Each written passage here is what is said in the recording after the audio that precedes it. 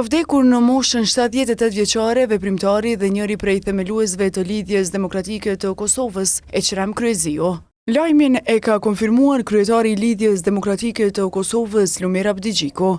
Profesori Eqremi ishte pjesë e brezit themeltar të LDK-s dhe bashkëthar i palëkundër i presidentit Rugova. Për më shumë se 2 dekada udhëhoqi degën e LDK-s në Prizren, shërbeu si nënkryetari i parë i LDK-s, deputet e kryetari i komunës së Prizrenit në vitet e para e më të vështira të lirisë, ka shkruar ai. Eqrem Kryeziu lindi më 15 shkort të vitit 1948 në Pagarush, në komunën e Malishevës, Kosovë. Është politikan dhe profesor i letërsisë shqipe, doktoroi në vitin 2007 në shkencat filologjike në Universitetin e Prishtinës.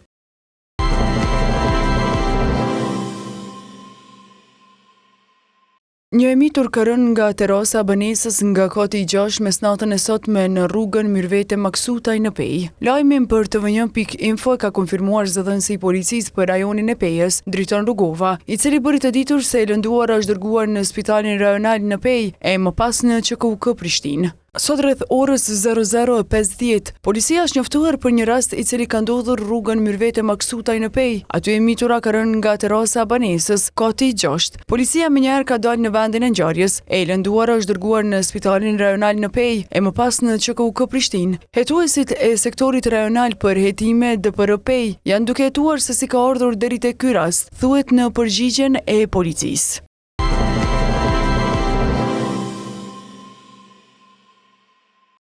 Prokuroria Speciale e Kosovës ka ngritur akt akuzë ndaj Fatmir Shehollit, i cili dyshohet për veprat penale, spionazh dhe shantazh. Sipas akt akuzës FPKSH nga një datë e papërcaktuar, e deri më 9 tetor 2025, në cilësinë e personit të rekrutuar nga Shërbimi Informativ i Serbisë, i njohur si BIA, e ka ndihmuar veprimtarinë e këtij shërbimi, duke vepruar sipas urdhrave dhe detyrave të zyrtarëve të tij, thuhet në njoftimin e prokurorisë. Ndërkaq për veprën penale shantazhi, ajo akuzohet se gjatë periudhës nga viti 2022 deri në dhjetor 2025 ka shantazhuar të dëmtuarin A.J, duke detyruar të veprojnë në dëm të pasurisë së tij në shumën që të i kalon 13.000 euro.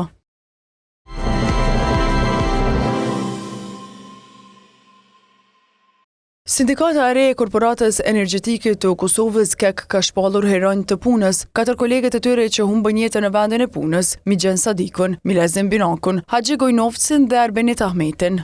Fotot e tyre në një aksion simbolik janë vendosur të martën para zyrave të selisë së KEK-ut në Prishtinë. Kryetari i sindikatës së re të KEK-ut, Xhelal Jashari, tha se ky aksion synon të rikujtojë përgjegjësinë e institucioneve dhe menaxhmentit për sigurinë e punëtorëve. Ndërkohë, kryetari i sindikatës së re të KEK-ut, Nexhat Lumnica, tha se krahas aksionit para KEK-ut, sindikata do të zhvillojë edhe një aksion simbolik të mërkurën para bashkimit të sindikatave të pavarura të Kosovës, teksa kritikoi udhëheqjen e kësaj të fundit se nuk ka reaguar sa duhet për çështjet që lidhen me të drejtat dhe sigurinë e punëtorëve.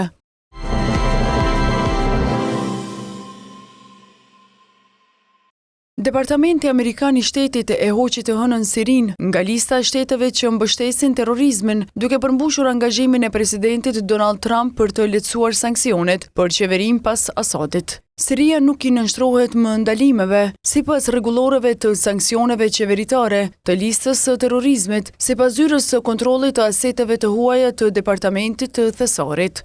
Washingtoni e revokoi përcaktimin e frontit Al-Nusra, i njohur edhe si Hayat Tahrir al-Sham, si një organizatë terroriste globale e përcaktuar posaçërisht. Zyra e Thesarit gjithashtu e hoqi Hayat Tahrir al-Sham nga lista e shtetasve të caktuar posaçërisht dhe personave të bllokuar, si pasojë licenca e përgjithshme 25, e cila kishte autorizuar transaksione që përndryshe do të ndaloheshin për shkak të përfshirjes së grupit në qeveri, u revokua sepse nuk është më e nevojshme sipas zyrës.